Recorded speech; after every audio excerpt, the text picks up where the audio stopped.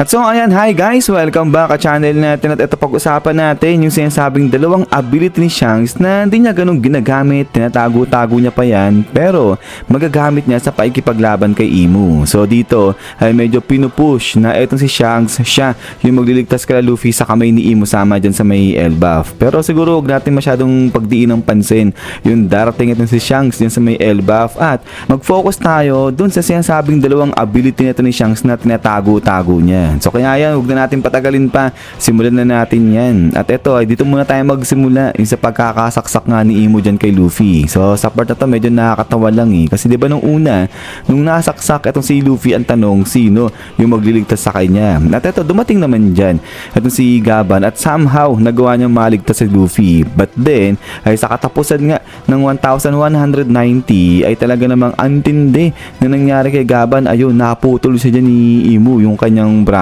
So kaya ngayon ang tanong, sino naman yung magliligtas dyan kay Gaban? So ito ay parang lahat ng darating yata dyan kay Luffy parang tatalunin ka agad din ni Imu. So although yung iba sinasabi na si Luffy siya naman yung babawi kay Imu kasi nga tinulungan siya ni Gaban eh. At ito yung pinagbasihan dyan kasi somehow parang nagiging okay na yung kondisyon ni Luffy. Pero sa kabilang banda marami nagsasabi na parang hindi pa ganun ka-okay si Luffy. At ako personally sa tingin ko lang naman hindi pa rin talaga okay si Luffy kasi nakita naman natin na hinihiling pa ni Luffy sa kanyang katawan na gumaling na siya para nga makalaban siya kay Imu. So ibig sabihin hindi pa talaga maganda yung condition ni Luffy dyan. So kaya nga ang tanong, sino yung magliligtas ngayon dyan sa dalawa sa grupo ng Straw Hat Pirates natin laban sa kamay nila Imu. At dito na ngayon papasok etong si Shanks at sinasabi nga na darating siya dyan sa may Elbaf at itataboy niya etong sila Imu sama pati na yung ibang mga God's Knight dyan, sila Saint Summer, pati na sila Saint Killingham. So now,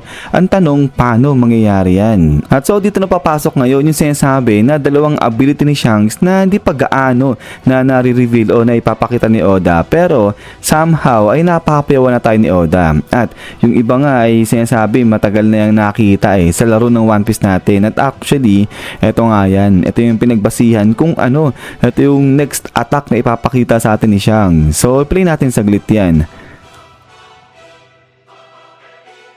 So ayun, nagkikidlat dyan si Shanks. Ulitin nga natin, malapit-lapit din yun eh.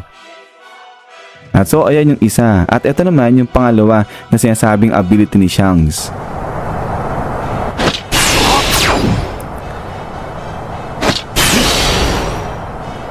At so ayun na nga.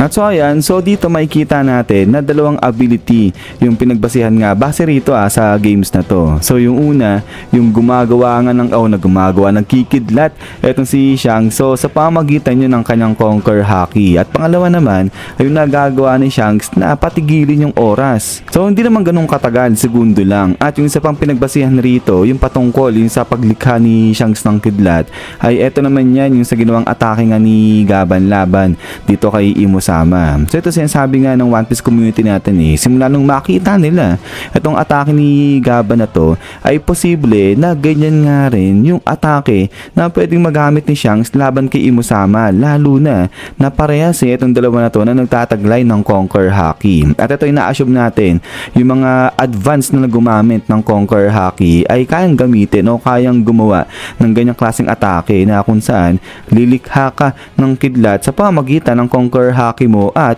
ipoproject mo yan o ipantitira mo yan sa kalaban mo. So actually, napapayawan na tayo niya ni Oda patungkol sa atake na yan ni Shanks. At kung matatandaan ninyo, nangyari yan nung sa time na sumugod etong si Green Bull dyan sa may Wano. At eto ngayon yung grupo nila Shanks napadaan dyan sa bansa ng Wano. So diba nainis nga nagalit etong si Shanks kaya sabi niya nga rito kay Green Bull ay di ba para namang napakadaya nito ni Green Bull kasi alam niya na mahina na sila Luffy kasi kaagali na ng laban dyan kala Kaido tapos ngayon bigla nga atake sila. So luging-lugi nga naman ayun sila Luffy. At ang ginawa nga ni Shanks dito ay di ba nga kinoryente niya etong si Green Bull. Ayan talagang sakit na sakit dyan etong si Green Bull. at eto nga nag-transform na pabalik sa pagiging tao niya etong si Green Bull at sinabi niya nga dyan na tumigil etong si Shanks at aalis na nga siya rito sa bansa ng Wano. So kung mapapansin, hindi naman talaga ganong kalakasan etong ginawang atake ni Shanks laban dyan kay Green Bull. So siguro dahil na rin sa distansya nilang dalawa kasi nga diba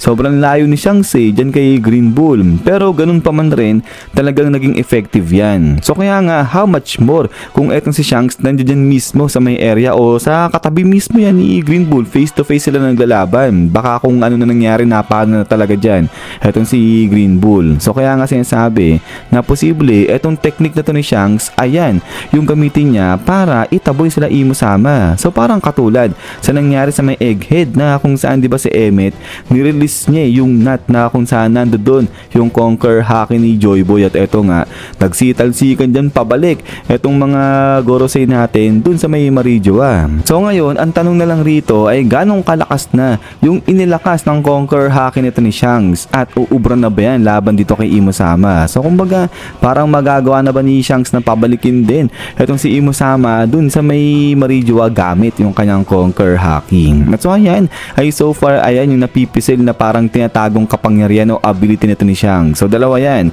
Unang-una ayun nga yung kaya niyang gumawa ng kidlat at ipang-atake yan sa kalaban niya. So sa pamamagitan yan ng kanyang Conquer Haki at pangalawa yung kaya niya magpahinto ng oras pero di ganun katagal, segundo lang. At so ayan pagkatapos nga nito is hanggang dito lang guys itong video natin at ayun huwag tayo masyadong mag-focus kung darating ba etong si Shanks dyan sa Elbaf para tulungan o iligtas sila Luffy. So dito muna tayo sa kung ano nga ba yung mga tinatago pa ng mga ability na o kapangyarihan nito ni Shanks. So siguro pa i-comment na lang guys dyan sa baba kung ano yung masabi niya patungkol rito at ayan ay ulit ay maraming salamat sa walang sahang pagsuporta sa channel natin. So ayan sa lagi mag-ingat. God bless nila lahat at kita-kits tayo ulit.